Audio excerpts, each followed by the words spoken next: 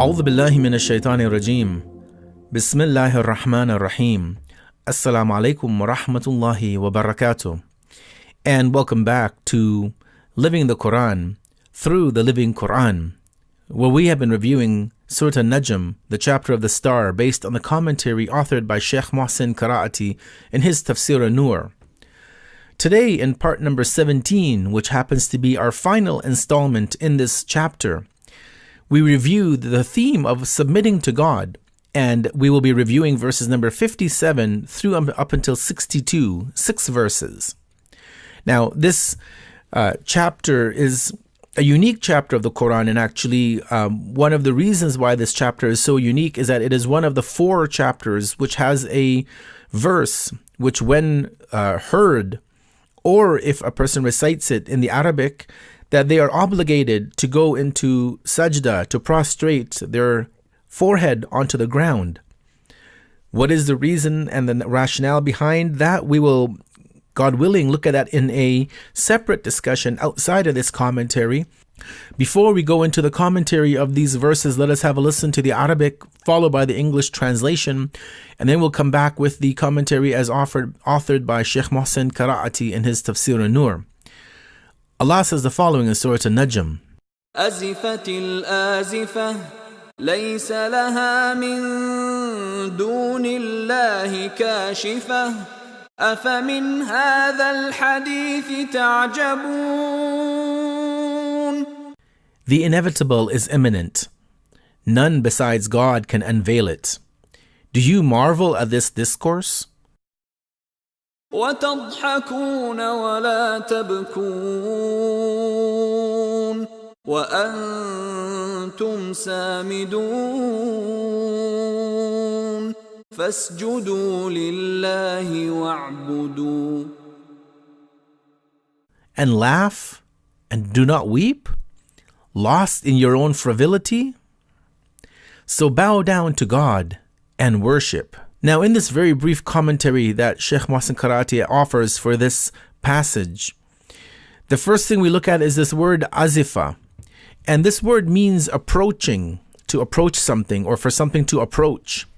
While the word samid, it refers to forgetfulness, inattention, and also the trait of being proud, of having pride within oneself.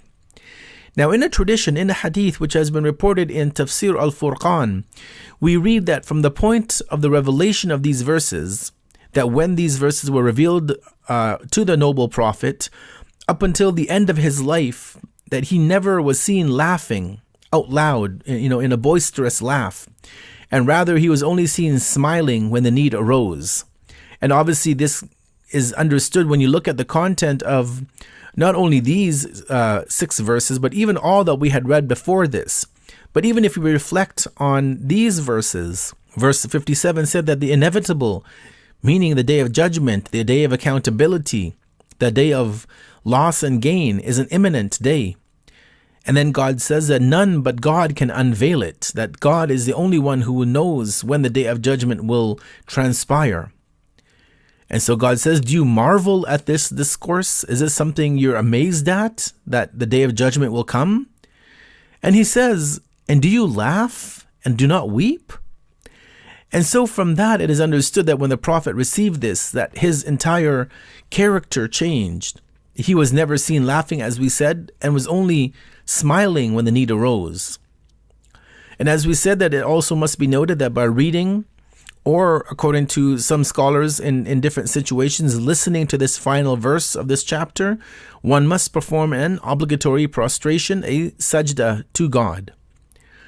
It is possible that the meaning of the phrase هذا الحديث, that this discourse, is a reference to the Quran itself.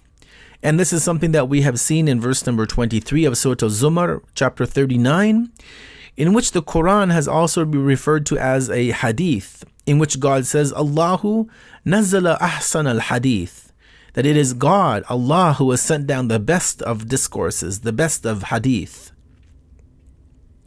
With that brief commentary, let us conclude with a few takeaway messages to conclude Surah al-Najm, chapter 53 of the Noble Quran, and our presentation of its commentary as authored by Sheikh Mohsen Qiraati in his Tafsir an-Nur. Point number one is that we must be astounded at the astonishment that some people show in regards to the resurrection.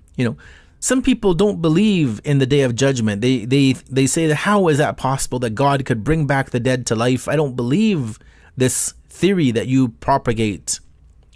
We should be astounded and shocked that people could have such an amazement at such a day.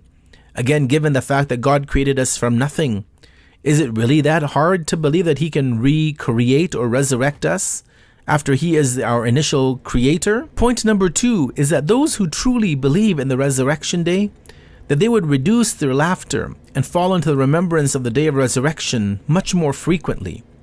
Now, this doesn't mean that we live a life of sadness and sorrow and gloom and despondency. No, but we do need to realize that if we truly believed in the resurrection day, we would be careful of what we do, of what we say, of how we act. And we would ensure that we would remember that every act, before we do any action, that will this benefit me on the day of resurrection? Or would it cause me great grief and stress and anxiety on that day? And last but not least, from this passage as we conclude, is the way of treating pride and arrogance. The way to cure pride and arrogance is to fall prostrate, sajda to God, and to engage in worship of Him. As we know that this is something that Satan, Iblis, did not do.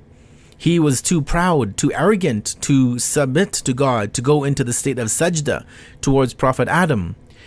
And so God shows us that if we want to reduce our pride and arrogance and to show Iblis, show Satan that we are not like him, then we will fall into prostrate to God and thank Him and engage in worship and obedience to Him. As we conclude this commentary of Surah al-Najm, we reflect on the fact that we've learned many lessons. We have gone through this powerful chapter with the hopes that we can learn and we can implement the content and we can change our lives to become better Muslims and better human beings.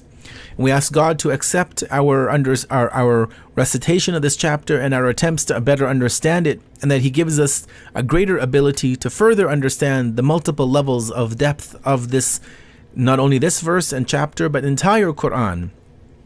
As a concluding point, we remind the viewers and the listeners that if you have not yet subscribed to our YouTube channel, to please go ahead and subscribe, to turn on notifications so that you can receive direct updates when we create new content. And that if you have the ability to support this project, that you go to the website which is in the description of the video and of the audio below, and you pledge your support for this project so that we may continue and create a commentary in this fashion of the entire Holy Quran. Wassalamu alaikum wa rahmatullahi wa barakatuh.